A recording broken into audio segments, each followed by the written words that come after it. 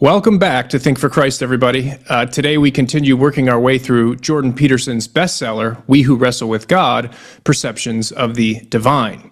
So far we've considered Peterson's treatment of the Elijah story in the introduction, the creation account in chapter 1, and then Adam, Eve, and the fall in chapter 2. In this episode, we'll be critically reviewing chapters 3 and 4, where Peterson treats of the stories of Cain and Abel, and then of the Noah account. Now, this is 100 pages worth of content. So this is a big section of the book. So we're definitely going to have to be doing a selective interaction. So Andrew, I'm going to go ahead and turn it over to you. If you could just please walk us through chapter 3. Absolutely. Thank you. So I have a tendency to go long anyway, so this is going to be a Herculean task for me to actually condense 60 pages into just a couple of brief points. So just that the listener should be aware, this is going to be a little bit reductive of a breakdown of each of the points. He breaks down the chapter into 7 basic subsections. And these subsections begin with, first of all, what the first title is the identity of sacrifice and work.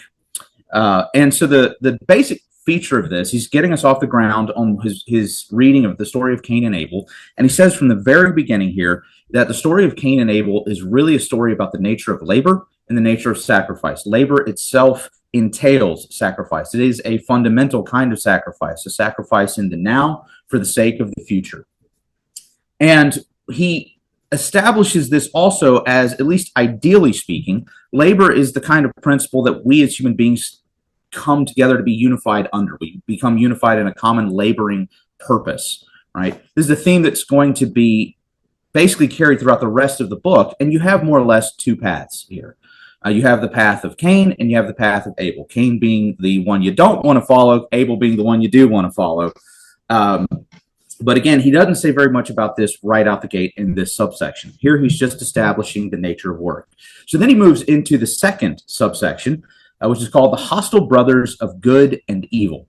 And this one shows that, well, it's a little bit too idealistic of a notion of labor to say that this is what unifies us together, that we get our common orienting narrative through this one laboring purposiveness, right? What he points to next, though, is that there's different narratives that don't exactly all go together. So he wants to explore the one that sort of tears apart from the other narratives, tears apart from the unifying practice of work, and the other which unifies. But the hostile brothers is namely going to be focusing on Cain as the antagonist here, the brother whose way of work, if you will, his way of labor is not the good one.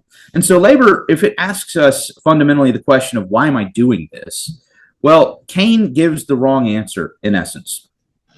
And so Peterson does a bit of formative psychology here. He does this a couple of times throughout the chapter, where he points to how sibling rivalries usually are formed from a basically infantile point. And so for those who are familiar with psychoanalysis, you're going to be familiar with things. Multiple different traditions have their infantile narratives that show how the infant forms these basic psychological categories that shape the rest of their lives. You know, for Lacan and for Freud, there's going to be the Oedipus complex, but then for Peterson, this is kind of the rough equivalent for him.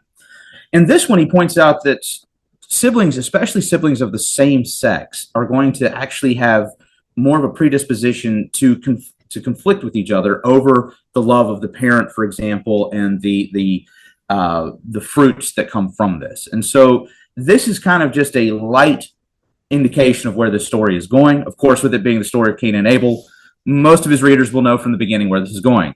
Of course, Cain is going to murder Abel over the favorship of God here.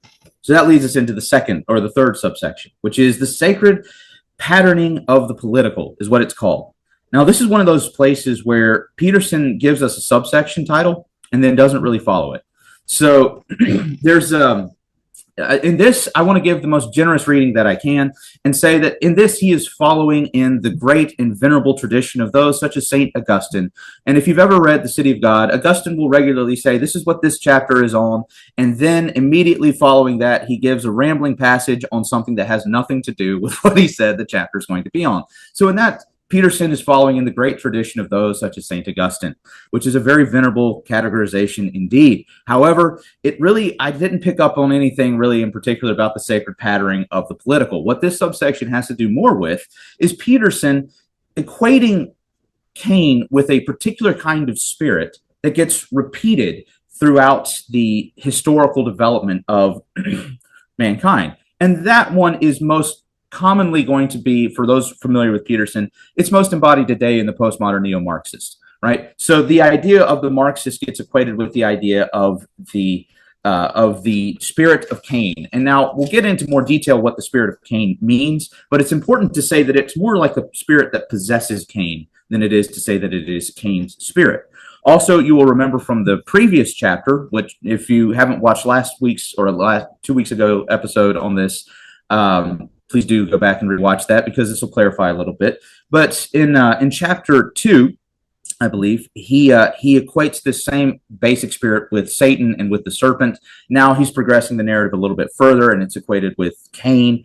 And in any case, this Satan spirit, the spirit of resentment, the serpent, or the spirit of Cain, all ultimately are still connected in our day with the postmodern neo-Marxist, the woke crowd, and so forth. And so that's who he really is talking about here. So given that Peterson is most certainly not calling them the sacred pattern, it ends up making the subheading a little bit off on that. But nevertheless, he moves from there into the contrasting idea. If the pattern of Cain is the idea to be avoided, then there's going to be the idea to be sought after. And that's subsection 3.4, which is what he calls the good shepherd as the archetypal leader. Now, in good Augustinian fashion, yet again, this doesn't quite perfectly fit what the subsection itself points to. It has mostly to do with the idea of ordering your personality to the right ordering principle. All right. But nevertheless, broadly speaking, he's dealing with who is the good shepherd.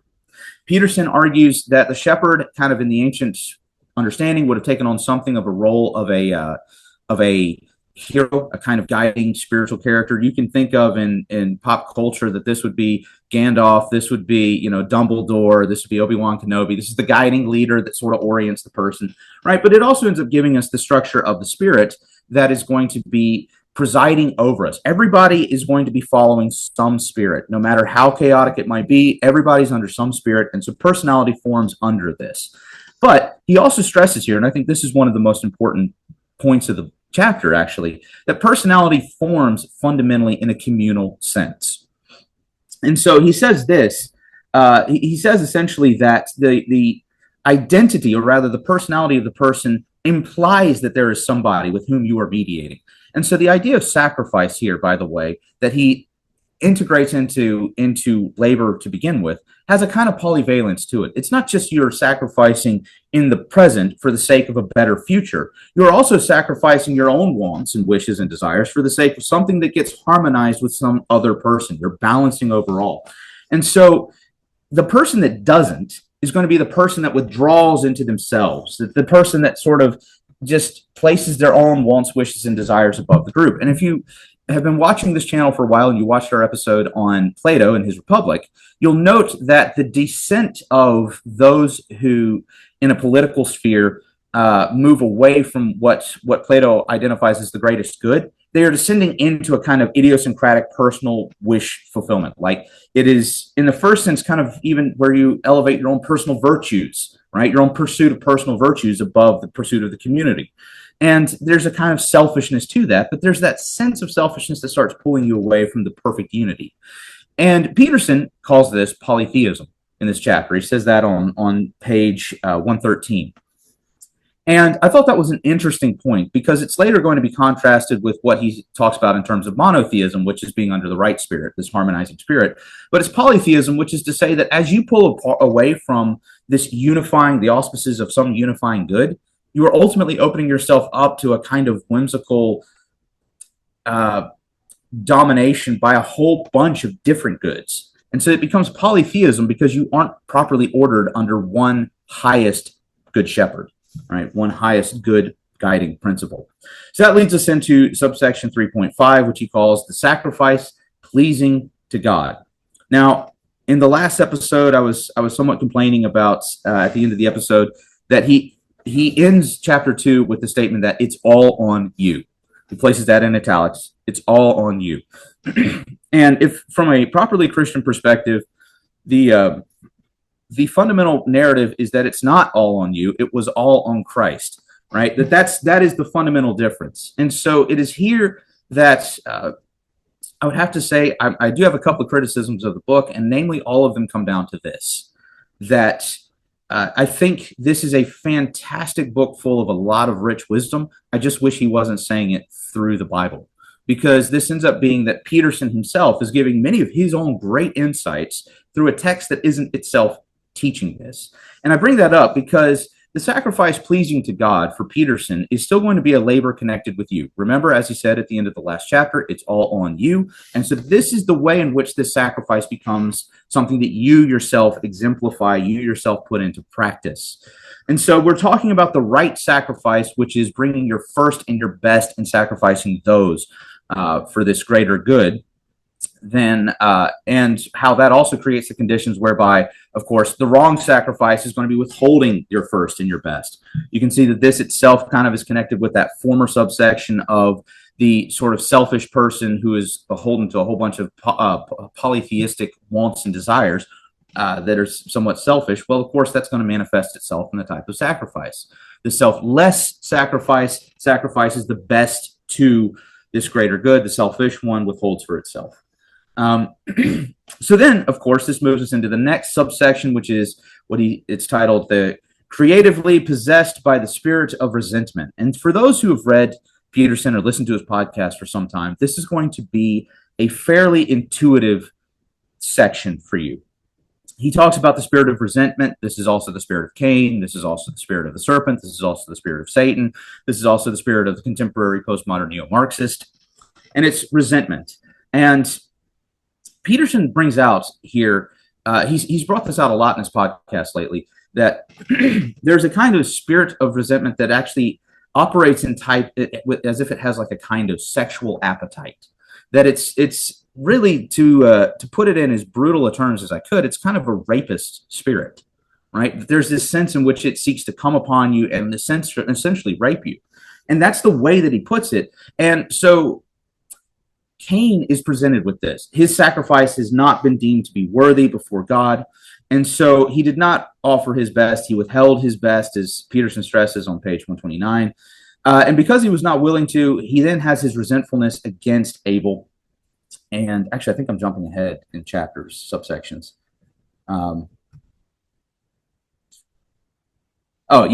So Peterson also does a good job at linking this with several other myths throughout history. So he points namely to this Egyptian myth of the story of the struggle between Horus and Set. And this is, again, sort of emphasizing the same point of that labor which is good versus that labor which is wrong. And he asks us ultimately the question of, what are you really opening yourself up to, and opening yourself up to the spirit? Now, this opening yourself up to the spirit of resentment is carried over into subsection 3.7 in the most brutal way.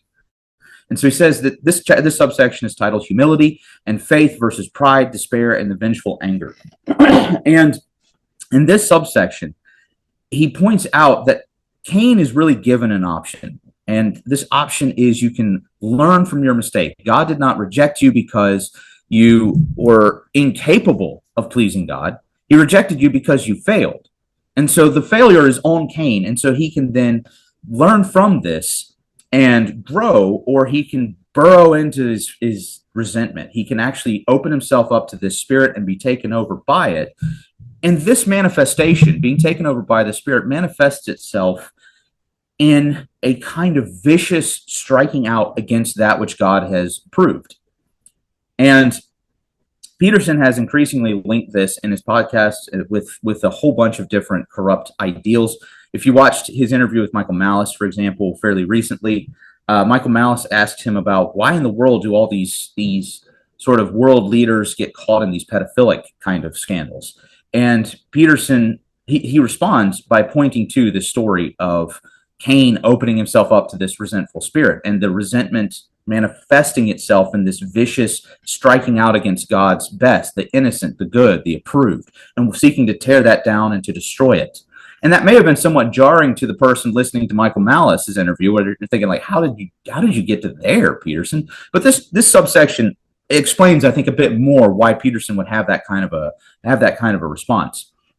But he ends it with this quote that I'll kind of abbreviate, but he says basically what you're asking yourself when you're opening yourself up to this spirit is, quote, how effed up are you willing to allow yourself to become? And I think that's basically like the best summary of what that subsection is asking you.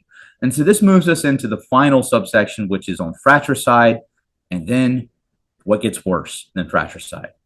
And so ultimately, Cain's way opens up with him killing Abel, and that defines his action. He strikes out against God's greatest, his preferred one, and the one who is approved rather by God, and that Cain's children follow in his way. They're the ones who invent weapons. They're the ones who are the first murderers. They just have a vicious way. But he also has, he links this with an interesting point.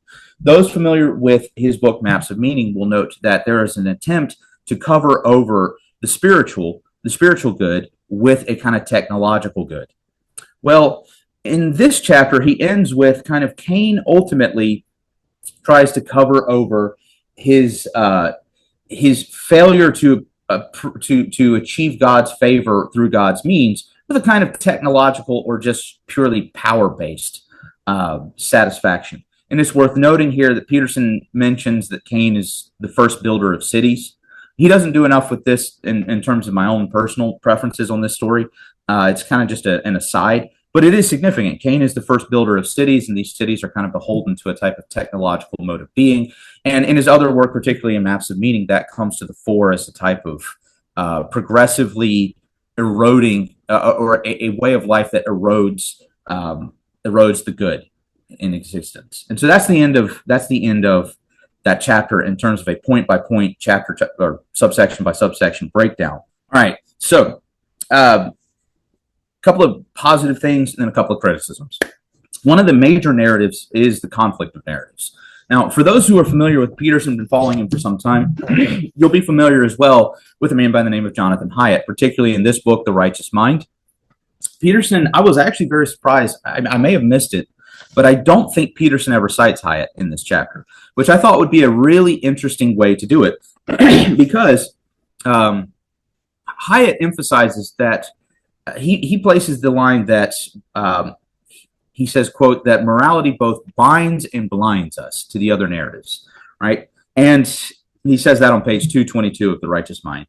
But the thing about that is that when you have these conflicting narratives, it sometimes becomes difficult to see the good in the other narrative or to even humanize the other narrative, because the very function of the person in the other narrative is precisely as the antagonist to your narrative.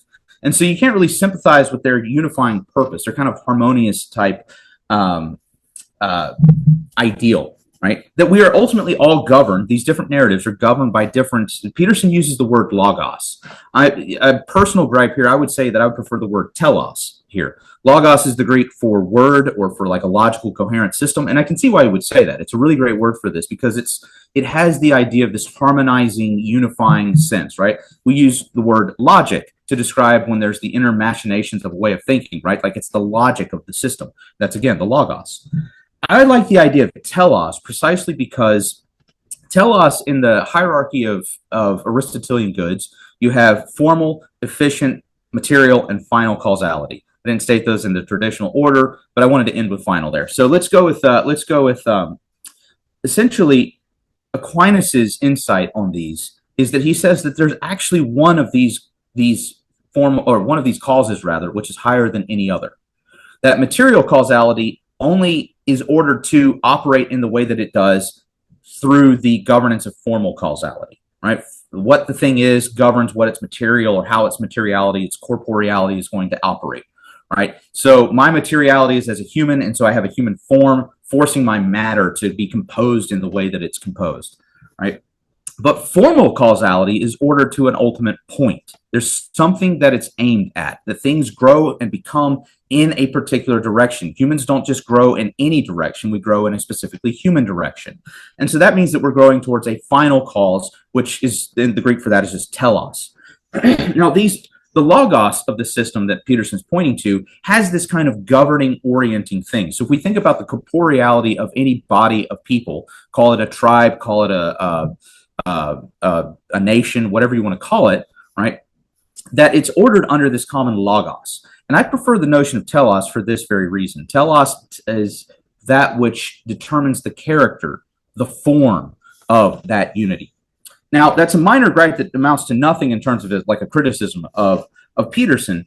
But what ultimately this helps us to see is that everybody has just separate goals. These different communities have separate and conflicting goals.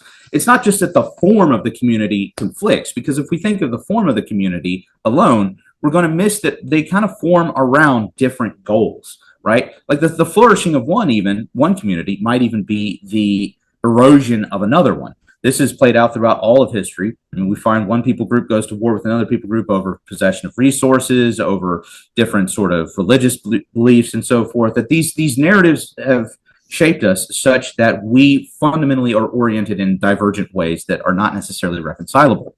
And that's the point that Jonathan Haidt brings out in his book, The Righteous Mind, about these different guiding, conflicting narratives. Now, that's important. And it kind of undergirds Peterson's, because Peterson ultimately follows in, to go back to an early church document, he follows in a long-trotted way of saying that you have two ways. And so for Peterson, there's really just two narratives. There's the narrative of Abel and the narrative of Cain. Abel's narrative is pretty much the right way to labor, right? The right formal narrative under which to be harmonized. The labor of Cain is the wrong one. And so if you go back to, for example, in the early church, there's a book called the Didache, and the Didache is sort of like an early church governance pamphlet. Like it kind of orders, it says that it opens up by saying there are two ways of life. The way of life, which is the way that the Christians are supposed to follow, and the way of death, which is the way that the non-Christians are ultimately beholden to.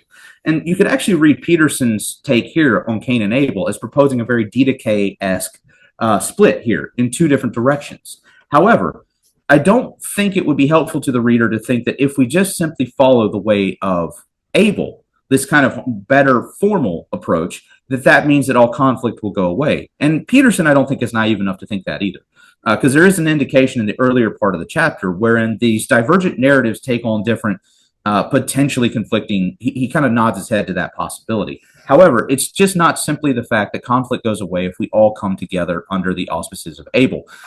Which is also, I think, an important qualification for the reader to keep in mind, because otherwise Peterson would be a kind of utopian, and he's not a utopian. He recognizes that conflict is fundamental to the development of the individual. Now, this leads into another point, which I thought was particularly interesting, because there's been a type of, I guess you could say, a meta theme in terms of his reading of humanity that's, let's see, presented throughout the book. I need to find the page number here. So he says on page 93 here, to move into another sort of observation, he says, let's see, here we go, quote, "If two people serve the same unity, they can work together, sacrifice together, navigate treacherous and difficult terrain together, can cooperate and compete together, and do so voluntarily, productively, and peacefully. People aiming at the same unified target are psychologically integrated embodiments of the same spirit." And so the idea would be that this embodiment of the same spirit is necessary for social cohesion.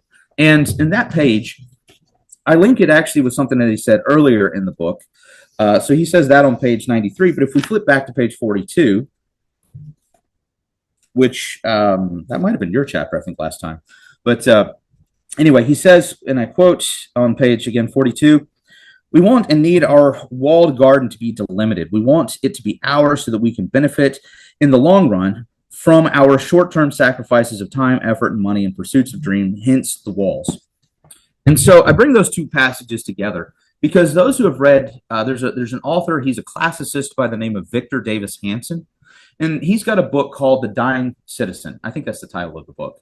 Yeah, I'm looking at it right now on my bookshelf. It's The Dying Citizen.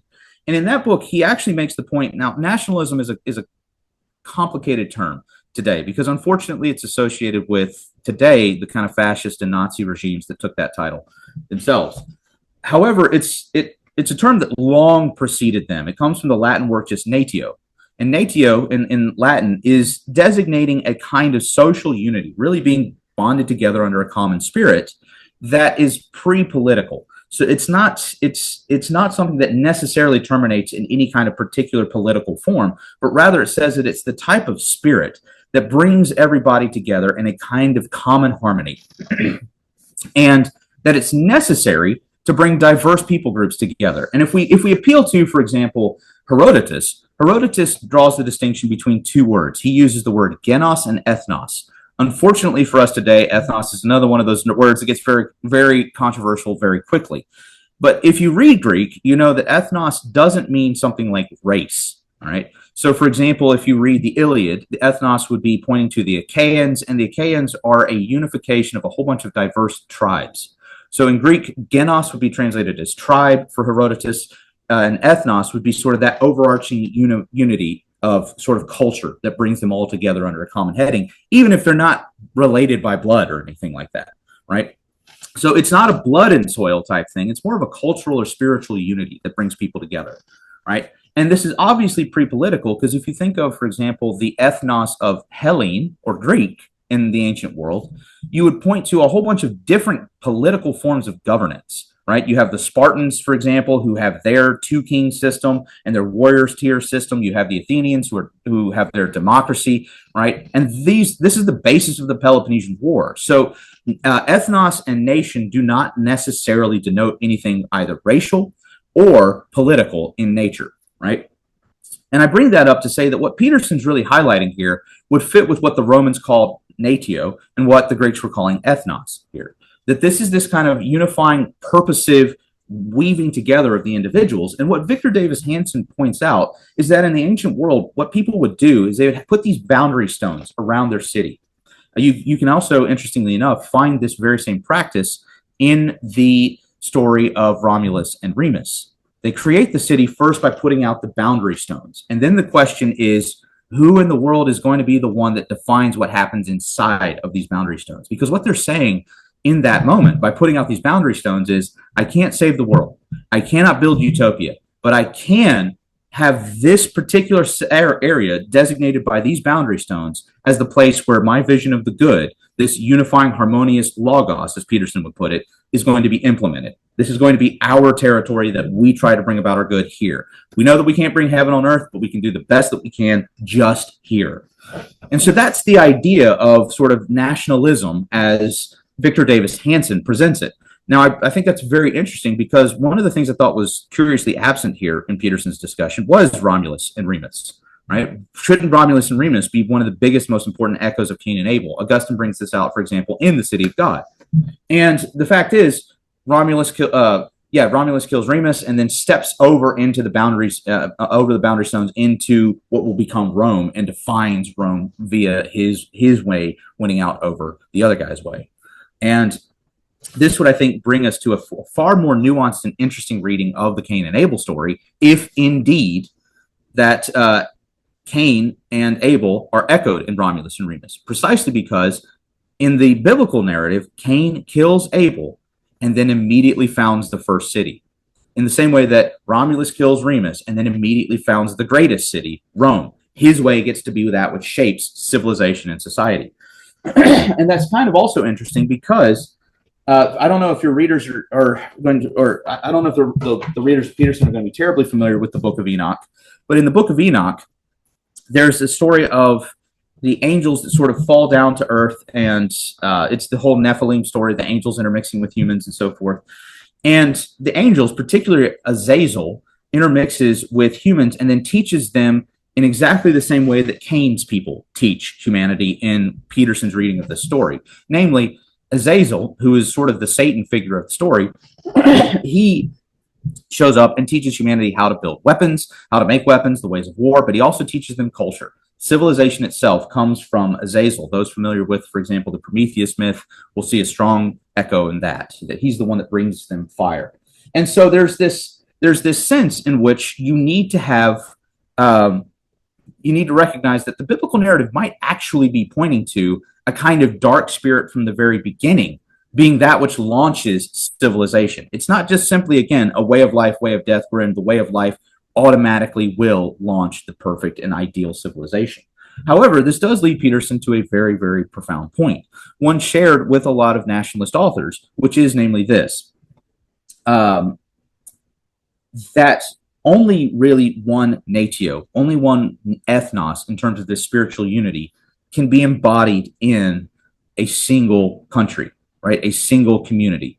That literally the community might have a common political organization built atop of it, but if there are multiple different spiritual unities operating underneath it, it will tear itself apart, right? Because then there's no correspondence between the political and the natio that resides underneath, but rather you're going to have different conflicting, you're going to essentially have like a polytheism in Peterson's terms operating underneath this political thing, each of them trying to leverage this political difference or this political machination to sort of elevate their group above the others. This is a point, I'm not actually a fan of the book overall, but I got to give credit where credit's due. This is actually a point brought out by Stephen Wolfe in The Case for Christian Nationalism. He's saying at most, really one ethnos can really operate underneath the surface. He got into a lot of trouble there precisely because of his use of the word. But anyway, the next point is, let's see. So many points. I don't want to go on too much longer, but I'll tell you what. Why don't I just? Well, I'll give one more point. He has this idea of idolatry that he gives into, like this kind of interesting reading to me anyway of idolatry, wherein like the polytheism is that we find ourselves diversified under the auspices of a whole bunch of different gods that draw us out away from the unity of the one God, which is that highest good. And in this book, his points about God, his unity points, he gives in this chapter he gives basically two more definitions. They're repetitive to everybody who has read Peterson so far. Let me see. Pages 97 and 98, he gives two more definitions of God. The Holy Spirit, he says, is the compelling dialectic calling us, the compelling dialectic of calling and conscience. In other words, the Holy Spirit is one that calls us out to this particular kind of unified labor. And then on page 98, God is the ultimate upward aim. And so there's this contrast between moving upwards. He again connects this with Jacob's ladder. This is again this major theme that he does again and again and again. So let's see, this is something that he repeats. It's page 19 of the preface. So XIX, page 5 of chapter 1, page 126. He goes into this again, and page 98. That there's this upward calling. Cain is this descending downwards, this tearing down. The unifying principle of work is this building up. And his notion of idolatry, I think, is kind of interesting here because, yet again, it echoes a particular guy that I brought up before, N.T. Wright, with N.T. Wright's Surprised by Scripture. And N.T. Wright actually has this essay in there called Idolatry 2.0, where he ultimately says that we today are governed by three idolatries, namely, that we have we have the god of sex, the god of greed, and the god of war that guides us today. And so he kind of is putting forth the idea that today we are not unified and working for the kingdom, but rather we are torn apart by these different divergent idols of sex, greed, and war that are tearing the nation asunder, basically. And so we need to get back to the unifying God of, well, just Yahweh. He doesn't really tell us specifically what that's going to embody itself in terms of a community, but then that's at least what he talks about in that chapter. And so the point is, Peterson here is kind of echoing a pretty common sentiment that you will find in a lot of Christian authors today, particularly N.T. Wright. So there's a lot of other things we can get into, but I've been rambling long enough. So I think, Anthony, it's your turn. Yeah, excellent review and analysis there. Let me just say, I share your criticisms for sure. But there are some things in this chapter that I actually found beneficial. They might not be exactly what Peterson was trying to communicate, but nevertheless, I think you can see some wisdom behind what he's saying. So this actually was probably my favorite chapter so far, just because I do think there were some deep insights. First of all, he talks about, I can't remember exactly where, around page 110, I think. He talks about societies that are predicated on covenant versus societies that are predicated on a social contract. And I thought this section was really insightful. So societies that are predicated on covenant have kind of a divine foundation.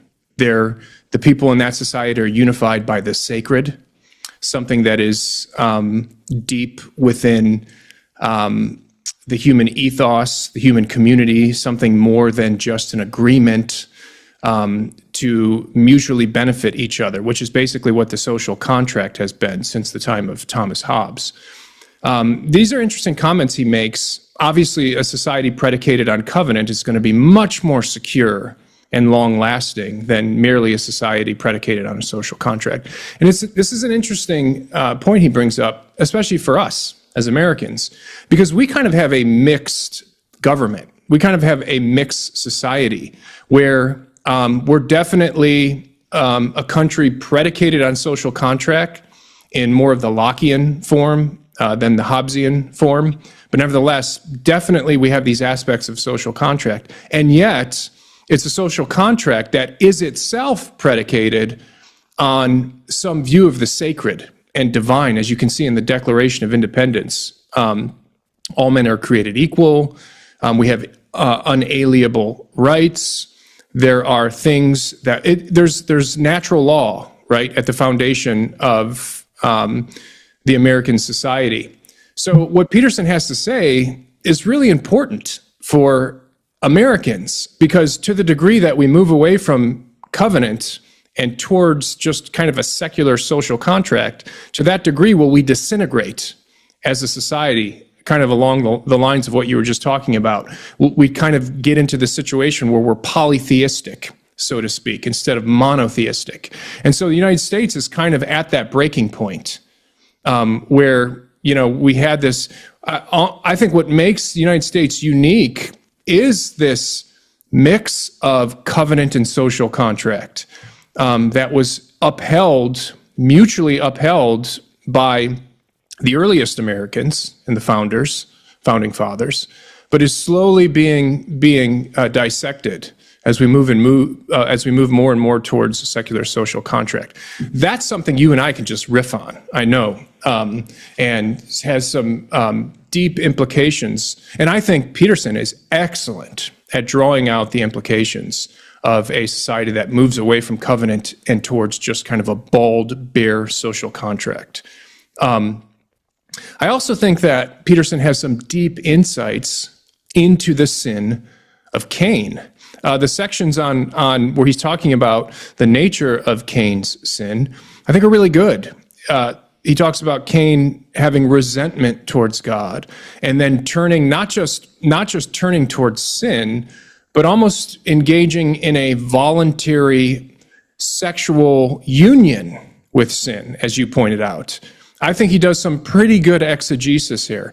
So I think he does a good job at identifying the problem and the nature of Cain's sin. But of course, as you pointed out, the solution that he offers for Cain, that he thinks he finds in the text, is definitely kind of, let's just say it's kind of like a works-based salvation, as you pointed out. Like Cain could pull himself up by his own bootstraps. If only Cain had the proper response to God, he could have, in a sense, saved himself. And of course, we know that that is not the Christian message at the end of the day. All right. My favorite part of this chapter was where Peterson talks about the problem of evil and the prideful human inclination to cast judgment on God and to judge God in light of suffering and evil. I think this is a wonderful few pages. It starts around page 132.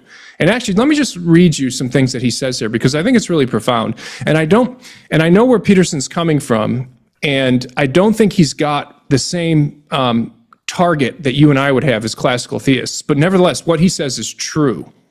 He says on 132, there is no shortage of modern atheists who, despite their disbelief, remain perfectly willing, like Cain, and unlike Abel and Job, to shake their fist at God. And of course, we see this, one of the chief complaints against Christianity today is precisely that it's immoral, and that the God of Christianity is himself immoral. But Peterson goes on to say in the next page, he says, God, whatever or whoever he might be, that's an interesting phrase, God, whatever or whoever he might be, is by definition beyond the scope of human judgment.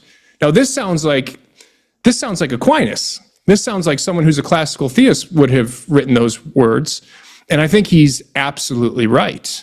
He goes on the next page, he says, God cannot therefore be trifled with, no matter the justification. Man is simply in no position to question the fundamental order of reality, not at its deepest levels. To do so is rebellion, and not of the heroic sort, no matter how it is dressed up or justified. To do so is the sin of pride, the insistence that the forbidden fruit is edible, and that its incorporation bestows wisdom.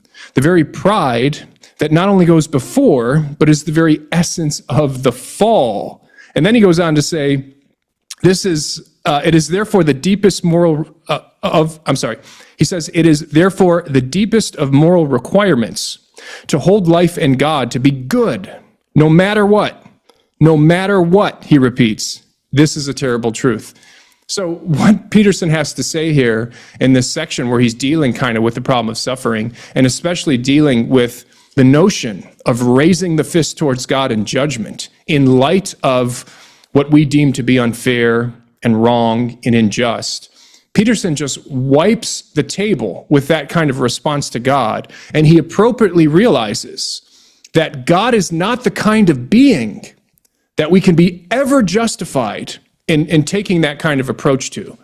And again, he has his specific reasons for saying that, which I think will come out in the next chapter when we talk about Noah. But nevertheless, from a classical theist perspective, I think we can be exactly aligned with him in what he has to say about evil and our response to it. He also does a wonderful job in this section, juxtapositioning Cain and Cain's response to suffering to Job and Job's response to suffering. And I think this is just a fantastic section that I can wholeheartedly endorse. And then one final thing here that I think is interesting. There's an interesting divergence that Peterson has in this chapter from Jung over the nature of evil. On page, I can't remember exactly where it is, maybe 133, or actually it's somewhere further on in the passage. But he points out that Jung actually embraced a kind of dualism. And if you look into Jungian psychology, you see this idea of the shadow. So for Jung, the divine, whatever that means for Jung, has both a good and an evil side. So it's almost kind of Manichaean in that sense. And that the divine gets expressed in both these characterizations, both the good and the evil. This is just both expressible in the divine itself. Well, interestingly, Peterson seems to detach himself and distance himself from this view of Jung in this chapter. And he actually more or less aligns himself with the view of evil as privation. Now, he doesn't get into a discussion of evil as privation. I don't even think he uses the term privation. But nevertheless, it's interesting to see him diverge at this point, where he's self-consciously rejecting the dualism of Carl Jung, and seems to side with the classical Christian view. So there are a couple places, that's probably why I like this chapter the best. There are a couple of places in this chapter where what Peterson has to say is, I think, something that classical theists can fully endorse. Any thoughts on that before we turn to chapter 4? No, that's wonderful. Yeah. I didn't really have anything so much to add to those basic points. I think you summarized them very well. One thing I do think is quite interesting with this, he appeals to, in those sections that you're pointing to, it's one of the rare places where he doesn't talk about, like he cites Karl Popper earlier in the chapter, for example, who's, well-known atheist, sort of reductionist, materialist kind of thinker. And those are usually the types of people that he cites, either them or some kind of social psychologist or, child psychologist, something like that. Well, in those sections that you're pointing to that he has those richest insights, that's where he does point to, and he cites actually a couple of more traditionally Christian sources. And so he sounds a lot more like Augustine there, precisely because he's citing people who are probably coming from a broadly speaking Augustinian tradition. And so, the point of privation theory and whatnot, that's Augustine right there. The anti-Manichaeanism, that's Augustine right there. I think that's page 149 was the Jung section that you're talking about. But the point there, though, is that he is actually, interestingly enough, delving into a little bit more of a traditionally Christian set of citations. The other thing, too, and one of the things I love throughout this chapter, is you can really tell that he has been wrestling with the scriptures here, precisely because I love that he links the story of, like, for example, Cain to later sins identified in the New Testament, right? That he's clearly trying to read the entirety of Scripture here and to do so meticulously and to link it all together. And so the fact that he'll throw out some New Testament passages, drawing out something that was found earlier in some Old Testament passage, shows, again, like kind of true study of the text that is diligent, and I can't laud him enough for that. It's a very great and very holistic.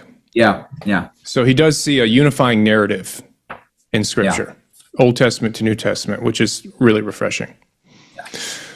Okay, so let's go ahead and turn to chapter 4 of We Who Wrestle with God, which is titled Noah, God as the Call to Prepare.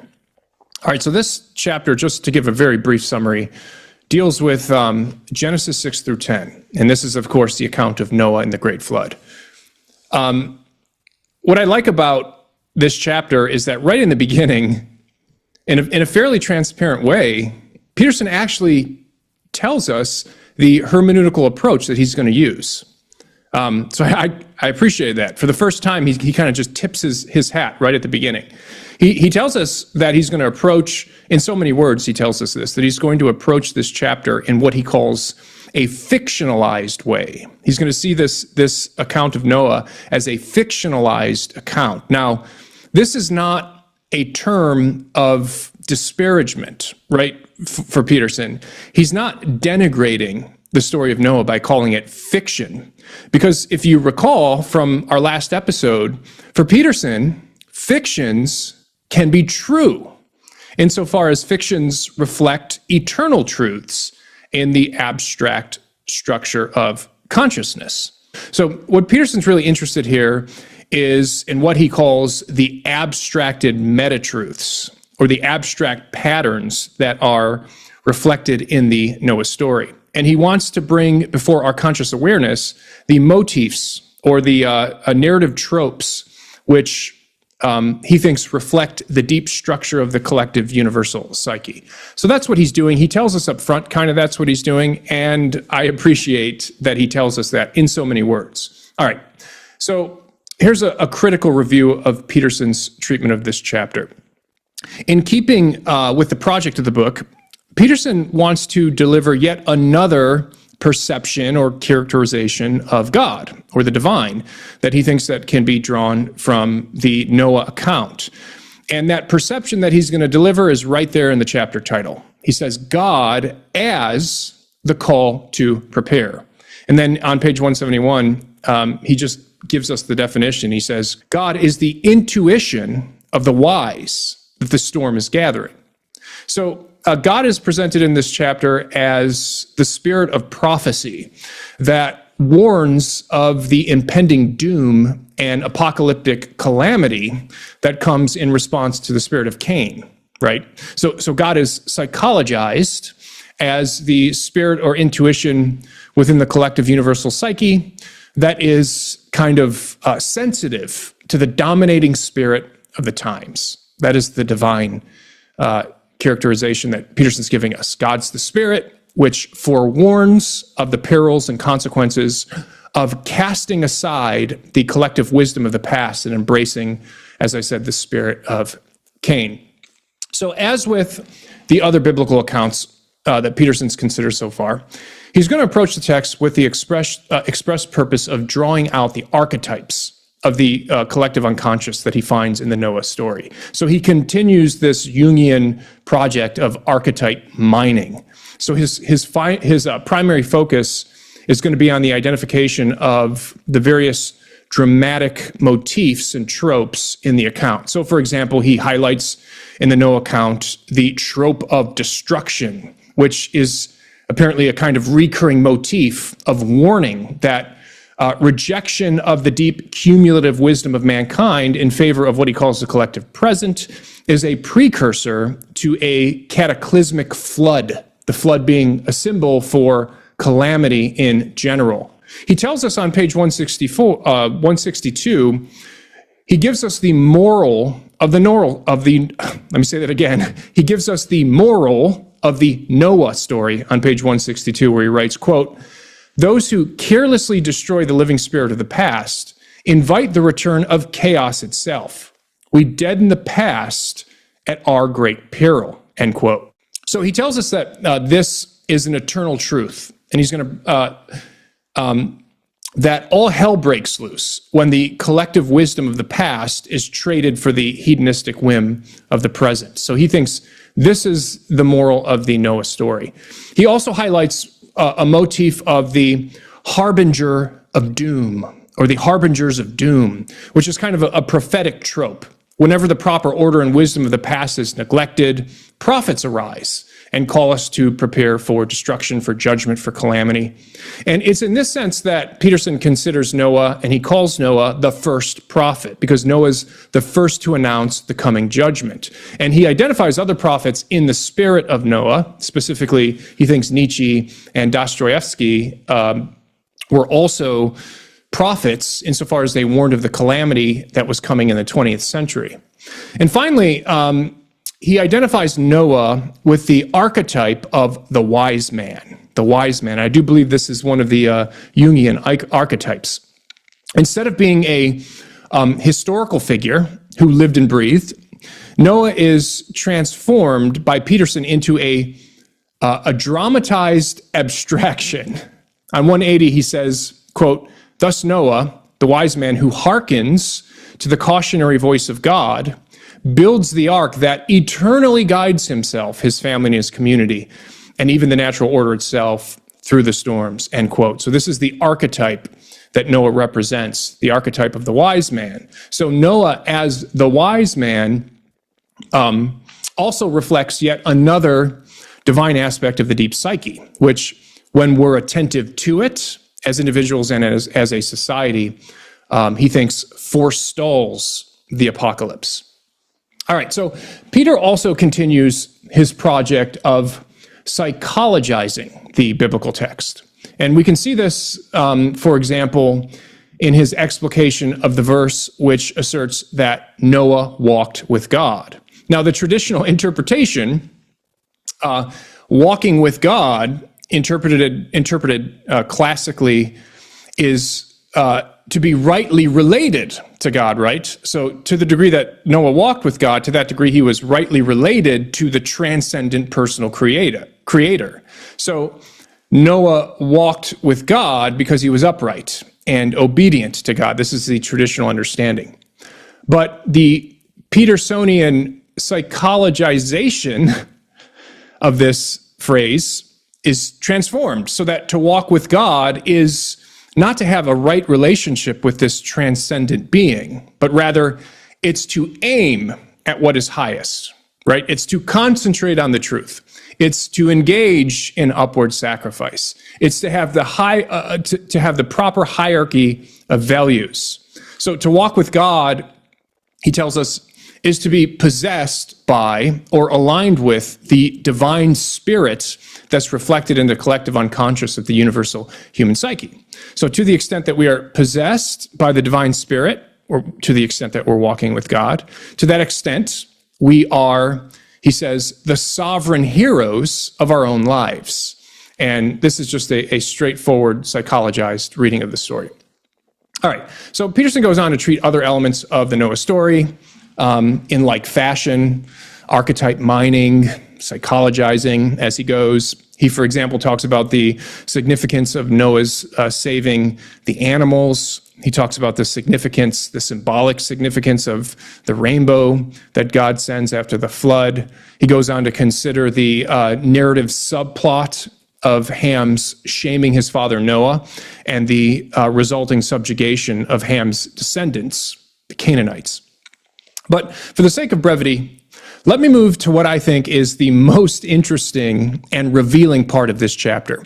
On page 171, Peterson begins a short digression where he considers the relation of belief in God, or faith, to the existence of God. This is a fascinating and revealing section. So on page 171, I'm going to read this because I want to put it in Peterson's own words. On page 171, he writes this. He says, modern people are obsessed with the idea of believing in quotations, God, as if that decision is one of positing or refusing to posit some material existence or absence thereof of some mere description, like the description of an object. God exists according to the implicit dictates of such a formulation, in the same manner that a table exists, or in the manner that an imaginary table truly does not exist. A couple lines later, Peterson continues, to believe is much more truly and usefully to commit to sacrifice everything to be voluntarily possessed by. True belief is therefore the ultimate relationship, not the mere description of some state of affairs, end quote. Now, we'll set aside for the moment Peterson's poor choice of the term material existence that he deploys here. That I think is just, like I said, it's a poor choice of a term, but I think I understand what he's getting at with there. Now, you might think that in what I just read, Peterson is merely making the point that belief in God is more than merely a kind of propositional attitude or the mere act of mental assent. And we can certainly agree that true belief involves more than merely affirming the proposition that God exists. As Peterson rightly sees, true belief involves action, right? Commitment, sacrifice. If we truly believe in something, we're going to act on it as the occasion arises. So true belief is not mere assent, but it involves active commitment, right? James tells us faith without works is dead. And this is a point that the Reformers emphasize when they distinguish between the terms assensus, which was a term that they used to describe just kind of mere belief in the existence of God, and then fiducia, which included assensus, but then went further. Fiducia was the placing of one's personal trust in and reliance upon God. Okay, but I would submit that Peterson is not simply making this familiar and useful point. He's saying something far more radical. And what he's really saying here is that belief in God just is commitment. Full stop. Existential commitment is, for Peterson, all there is to belief. And more specifically, he's saying that believing in God does not require and does not entail believing in the existence of God. This is the point that he's making in this passage. Now remember, Peterson has a functional understanding of God or the divine. We argued for this in the last time when we looked at chapter 2, I think. Peterson, or chapter 1, I'm sorry, the creation account. Peterson doesn't think of God in ontological or theological or even personal terms. God is not a transcendent being to be worshipped for Peterson. He's rather kind of a universally immanent process or force or spirit to be aligned with. And accordingly, the notions of belief and faith for Peterson are going to be cashed out in terms of alignment and commitment or possession. And the ontological question of God's existence, or what he calls material existence, just completely drops out of this picture, completely drops out of Peterson's understanding of faith. Now, this becomes clear when he considers the faith of Noah on page 172. And again, let me read on page 172. He says, Noah's faith, therefore, faith is in quotation marks, is not the explicit statement of his belief in an imaginary being, as the follower or formulator of creeds might have it, but his identity with a certain spirit of conceptualization, apprehension, and forward movement. Does God exist for Noah? Does Noah believe? Here is the situation properly construed. God is for Noah, by definition, what guides him, what seizes him as he makes his way forward, no matter what he decides to do. So faith, for Peterson, does not entail belief in the existence of a transcendent God, because faith is the alignment of one's consciousness with an immanent mode of living. That's what faith is for Peterson. And in this sense, everybody has faith in God, right? Regardless of whether they actually believe that God exists or not. Insofar as everybody consciously chooses, commits to some mode of living or other.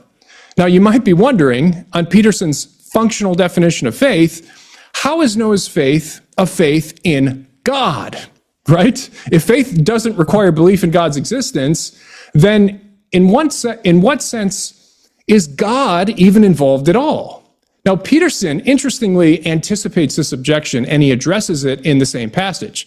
Now, it's kind of a clunky passage, so bear with me if I have to read it a couple times. So Peterson asks on page 172, why conceptualize this specifically as faith in God? Quotation marks. Because Noah must elevate something to the highest place, something that therefore is functionally equivalent to God, so that every other choice has been sacrificed and foregone. That which now guides established as fundamental or superordinate, and movement forward made possible. The fact that this uniting spirit is God, again in quotation marks, would remain true even if Noah explicitly disavowed any so-called religious belief. Excuse me. He goes on to say, Noah's belief in God, again, belief in quotation marks, Noah's belief in God is therefore not the formulaic recitation of an explicit proclamation of belief, although it could be that also, but his willingness to act when called on by the deepest inclinations of his soul. What you allow to move you, that is your belief in God, or in some second-rate substitute. This is a matter of definition. Not least within the story we are considering, the same applies in general to all stories currently under consideration. So again, Peterson is here explicitly separating and detaching faith from belief in the existence of God. For Peterson, one does not need to believe that God exists to have faith. We all have faith in God because we all commit ourselves to something which guides us. And that which guides us is our God, whether we believe that God exists or not. And this is a clear and deliberate departure, obviously, from the biblical and traditional Christian perspective. So last time we saw that Peterson functionalizes God. Here we see that the next logical move is to functionalize faith. And that's exactly what he does. And again, as I said last time, this is the reason why Peterson is so cagey when asked whether he believes in God. If you listen to his interviews, he's very cagey. He doesn't like the question. He doesn't like the question because it's put in ontological terms, right? Do you believe that God exists? His typical response is something like, it's more complicated than that, right? Or, I don't like the way that you frame the question. I went back and I listened to a recent interview that Peterson did with Piers Morgan, and Morgan tried to nail him down on the ontological question of God's existence. I think it was an interview from last year. And Peterson's response to Morgan was, if I'm going to answer that question, he said, I guess the correct answer is, by their works you shall know them. So what is he saying there? He's saying, if by believe in God you mean that I'm aligning my life with kind of an upward striving, and I'm committing to kind of this upward development of my psyche and my society, then in that sense, yeah, I do believe in God. Now, I do think that this is something of a struggle for Peterson, especially since his family has embraced more of a traditional Christianity. There are times where Peterson is on the edge. I've said this before, where it seems like he's going to tilt into kind of a traditional view of a transcendent personal God. He even tells Piers Morgan in that interview that he's afraid that God might actually exist. But at other times he tilts back into kind of just a straightforward pantheism. So anyway, I thought this section of chapter 4 is super, super revealing, and probably the most important section in this chapter in terms of just understanding the way Peterson approaches the biblical text, approaches the idea of God and the idea of faith. Andrew, any thoughts on that or on chapter 4? Yeah, no, that was a fantastic breakdown. I think you already very well covered the most interesting part of the whole chapter. That was kind of an exciting thing. One of the things too, I think it was actually our first episode on Peterson where I brought up John Walton's functional ontology versus the material ontology. And so if the listener is interested in that, I think it's actually the first episode that we discussed that. So if you're kind of wondering what do these terms mean, we go over them there. And it's worth looking into. John Walton, if you're curious again, John Walton covers these terms in several books. The two most important ones that come to mind is one called The Lost World of Genesis 1, and the second one is called The Lost World of Adam and Eve. So just for the listeners, that would be something I would add. Except that I would just say that I started reading the Walton book on your recommendation. And Walton doesn't go in for a whole-scale, functionalized view of the divine like Peterson does. Walton just argues that the genre of the creation account is such that we ought to view it in its historical context. And that historical context would be understanding the creation accounts, ancient creation myths, in terms of function rather than what he calls material creation, but you and I would probably call like ontic creation. Yeah. So anyway. Yeah. Well, and to that very point, that was where I was actually going to go next. The thing is, for Walton, the Genesis is not addressing the existence of God question, precisely because, as he notes, that everybody would have already believed that. Like that's sort of just something that's assumed by ancient readers, that God actually extramentally exists and that he is the reason for all contingent existence to come into being. They would have already assumed that. So now we're not asking the question in some sort of apologetic sense, does God exist and how can we know it? We're rather asking the question, what is his purpose here? Right? And that's really the difference between the what Walton calls the material and the functional ontologies there. And so since the material question's already answered for him, the real question for us literarily is, well, what's the function then? What's the purpose here? What's the telos that God is working this toward? Yeah. And for Peterson, I think this is kind of interesting here because as well, in an interview, I think I brought this up in the first episode as well. In an interview, he says that this is a book, how to read the Bible, that can be accepted not just by Christians, but also by atheists. And what he is essentially doing is, as Anthony, as you were pointing out, is he is disengaging the material from the functional. The two don't necessarily go, one doesn't necessarily imply the other for him.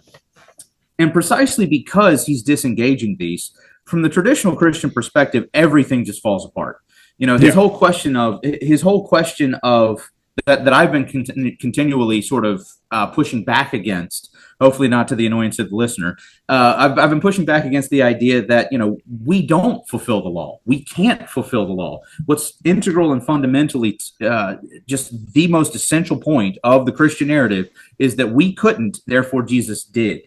He's not a spirit that we follow in the sense that we can do what he did because we couldn't do what he did. That's why he had to show up in the first place.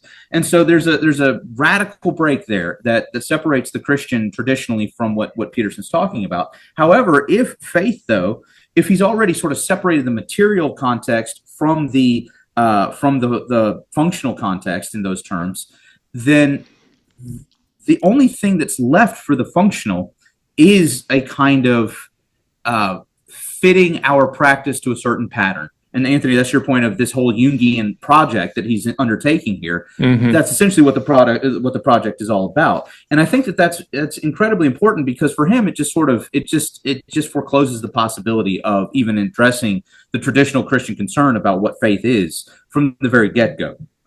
And that admission there about how he believes or what he believes about God is profound at that very, very point. One thing I do want to say, though, to kind of give a little bit of a Steelmanning approach to not so much what he says about God, but what he says about the prophetic spirit, is that there's a sense in which I was thinking of the Bereans in Acts 17, where you have the Bereans who were considered to be wise precisely because they studied the scriptures to understand the times. And there's a sense in which the spirit of Noah here could be addressed in that way. As being kind of an anticipatory form of the spirit of the Bereans, if you will. They are, to speak in a kind of Petersonian lingo, right? They're embodying the spirit of Noah in Acts 17 in that regard. So there could be something along those lines that I think is kind of potentially interesting. But to move back, one more thing with the spirit of God being now this functional spirit rather than a material spirit or an extra mentally existing spirit. One of the things is, if we remember that the problem of evil for Peterson is really largely a political problem, and why do humans do evil things as societies devolving, collapsing, and doing evil things as a consequence? So think of like the Holocaust and whatnot. He's thinking more of the Holocaust than he is of the tsunami that wipes out the village, right? That's really the problem of evil for him. So the thing about this approach is that the solution then is going to be something that builds not necessarily the utopic as an impossible, or evil is impossible in it kind of civilization, but it still builds the good civilization. Well, in that point, once you disengage the functional ontology from the material ontology, there's this line from Hans Kung, I bring it up pretty regularly, where he says, well, what's the point in even calling it Christian anymore? Right? Like if the Christian has become so humanistic, because this is ultimately the same task as all the humanists throughout history were looking for, right? So if the Christian has become so humanist that it's ultimately indistinguishable from the humanist, then what is the point in calling it Christian, right? There's nothing really specifically designated here by this term Christian, right? Yeah. And so that whole point is kind of profound, because especially when you consider that throughout the last several chapters, he has this notion of one of the things that we are to sacrifice. He brings this up in chapter 3, for example, again, and he brings it up in chapter 2 as well, that one of the things that we are to sacrifice are beliefs that we may really cherish the belief. We may love the belief. It may be something traditionally that we hold on to, but it gets in the way, in a sense, right? Like it turns out it's not true, and so therefore we must cast it aside, right? And if we've now split belief in God into two parts, right? The material belief in God and the functional belief in God. Well, if, as I've just said, the traditional Christian view integrates those two together to the detriment of this sense of where we can build utopia because we never could, right? Then it looks to me, and my major concern would be that traditional Christianity would be precisely one of those things that we are subsequently to kind of disavow, that we are to sort of sacrifice, because what we really needed to do was elevate this spirit of Christianity the whole time. And there's something kind of interesting to that, because he quotes Popper in, I think actually in my chapter, if I remember. He quotes Popper in the Conjectures and Refutations. It's on page 28 and 29, wherein Popper is essentially talking in that section about how tradition is necessary for growth. We never come to knowledge just uninformed by some kind of traditional historical approach to knowledge. Science is a progressive thing. And so as such, it builds atop the old, but not in such a way as to leave the old untouchable, right? The old can and must be amended as we go to sort of, renounce the no longer good, the no longer understood to be true for the sake of the higher truth, to sacrifice that. Peterson seems to me to be following Popper here pretty solidly in terms of his view of what is good for society to model and how science really works. And so that sort of caginess to Peterson when he is asked the question directly of God is that I kind of see him as torn in two directions here. When you do disengage the material ontology from the functional ontology, the whole of the traditional thing collapses. And that's what you were noting. His family is there in the traditional thing. Whereas if you follow him, you're going to take this more Popperian approach. And it's worth noting that Popper was an atheist, right? Yeah. Popper was somebody who actually, if you read, for example, Alberino's book, The Return of the Strong Gods, Popper is one of the fundamental guys who his influence kind of demythologizes the world and leaves us in this meaningless world that we're kind of heading toward. And so you could almost see that Peterson is following Popper's epistemology. However, he's, I think, still recognizing, because of perhaps the influence of his family, if you do this, everything is at stake ultimately. And he's trying to, I think, not really go too far in one direction or the other, because his goal is ultimately to, save this Western project. Yeah. And as we also pointed out last time, Peterson, I'm not sure if he self-consciously embraces a particular epistemology or if it's just something he's inherited from Jung, but there is a certain kind of Kantian, there's kind of a Kantian epistemology at work in Peterson. And so another reason why Peterson's cagey when it comes to the existence of God is because he just doesn't think that the structure of human consciousness is such that we are equipped as human beings to answer that ontic question, that ontological question. He doesn't believe that we're able to answer the existence question in its ontological form when it comes to God, and not just to God, but the immortality of the soul and the existence of a literal heaven or hell. He distances himself from even the attempt to address the question because he thinks that we are beholden to the structure of consciousness, which must think in terms of these deep-seated archetypes of the collective universal psyche, if that makes sense. We kind of talked about his Kantian epistemology last time. So he kind of works from a transcendental idealism. So there are several ways in which Peterson is almost intellectually blocked from considering the existence of God. In the first sense, because he starts off with this functionalist interpretation and hermeneutic, and he functionalizes God and faith and so forth, as we've seen. But also because he embraces, and I don't know if he self-consciously embraces it. He's wicked smart, so I'm sure he knows Kant's epistemology in and out. But he does embrace a kind of transcendental idealism, so that the very question of God's existence is blocked to him. So he's doubly screwed in that sense. And if you're a Christian, you can only pray that, the Holy Spirit kind of comes in like a wrecking ball and just breaks down these intellectual barriers that are right now keeping Jordan Peterson from truly seeing and embracing the gospel as his family has apparently done. So anyway, one point of hope for that is that I think if you read Maps of Meaning, he's solidly an atheist there, right? Like he's an atheist with an appreciation.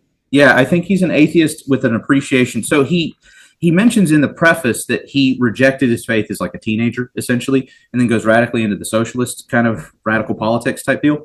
But then he never comes back to faith. He just starts appreciating the mythic elements.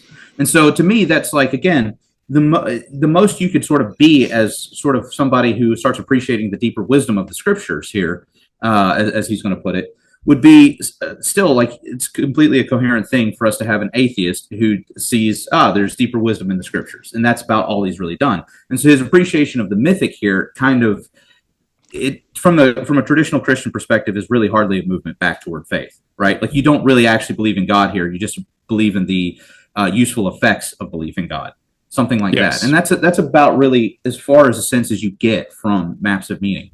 So progressively, as he's moved, especially toward this book, he seems to be wrestling more and more and more with something that seems to be actually truly external to him, right? Because there's so many moments where there is something that it can't just be some transcendental schema of the mind that God gets reduced to. There has to be something else that sort of shapes him.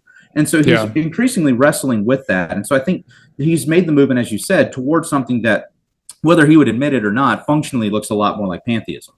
And I mean, and I have in mind here actually something from Feuerbach. Has this Ludwig Feuerbach, a 19th century German philosopher, sort of theologian, very influential thinker in that time period. He writes a book, The Essence of Christianity, but he also writes another book later in life called Philosophy of the Future. And it's a whole bunch of subsections, basically, that link to each other. And probably the first 10 pages is, for anyone listening, well worth your time to sit down and read. And what he says in there is kind of interesting because it had a profound influence on the time. Because you'd seen traditional theism kind of devolve into a type of pantheism at this time, wherein quite literally to be reductive, it's far more complicated than this in 19th century German idealism.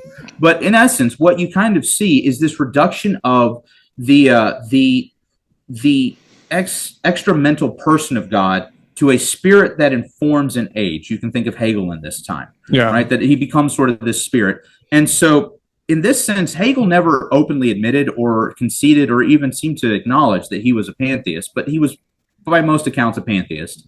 And so Hegel moves us from theism to pantheism, and Feuerbach says, okay, and pantheism now moves into atheism. He just moves it in that direction. And so what Feuerbach ultimately says, I think it's maybe subsection 10 or 13 or something like that of the philosophy of the future, is he says that essentially pantheism is just theological atheism. That's all that really is. It's just theological atheism.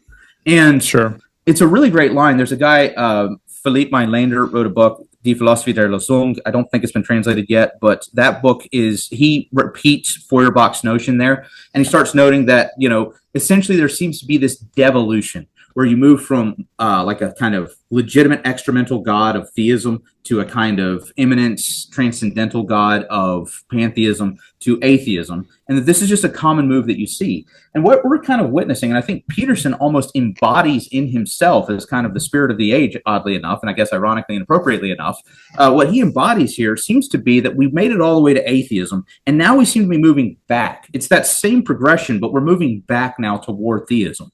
And so if he's made the movement from atheism to kind of now this pantheism, which does seem qualitatively different, while not functionally different, it still is a kind of theological atheism, he kind of would be making the movement back toward actual theism. And that seems to be as well what hopefully, if I put on my optimistic hat, which I never wear, but if I put on my optimistic hat for a moment, that would seem to be kind of the direction that we're tending. We got to the abyss of atheism and realized that sucks. So now we're moving back toward something maybe more ultimately teleologically theological. Well, he likes to consider himself as someone who lives on the edge, intellectually. So to squarely place Peterson in this or that camp, he's going to resist that. There is one aspect of Jungian psychoanalysis or analytic psychology that I didn't mention before, and actually someone in the com box of one of the videos we did here pointed it out to me, and that's this notion of the psychoid. So Jung had late in his career, he developed this notion of the psychoid, which for him was kind of like a foundational layer of reality, where mental and material processes intersect. So basically, he suggested that the psyche and matter are not entirely separate, but they're somehow interconnected aspects of the whole. And that the universal patterns and symbols that reside in the collective unconscious are not just in the mind, but also have kind of a quasi-physical existence. This is the later thinking of Jung. And sometimes you hear this reflected in the book, in We Who Wrestle with God. For example, Peterson will use a phrase like the pattern of the cosmic order. He talks about being in harmony with the cosmic order. He talks about human beings as reflections of the cosmic order. At one point, in I think your chapter, he talked about the shared psychophysiological structure of reality. And he talks about, the ultimate unity at the foundation of the real. So it seems to me clear that Peterson believes that there is an order, a fundamental layer of reality, and that fundamental level of reality encapsulates both the psychic as well as the physical. And it might be that that's where the divine actually and truly dwells. And then that gets reflected through human consciousness in the subconscious. And if anybody's reading, if anyone's listening, who's an expert on Carl Jung, please comment in the box and help us in this regard. But if that's the case, and I suspect that it is right now for Peterson, then at this point, I'm pretty confident to classify Peterson as just a straightforward pantheist. He's definitely not atheist.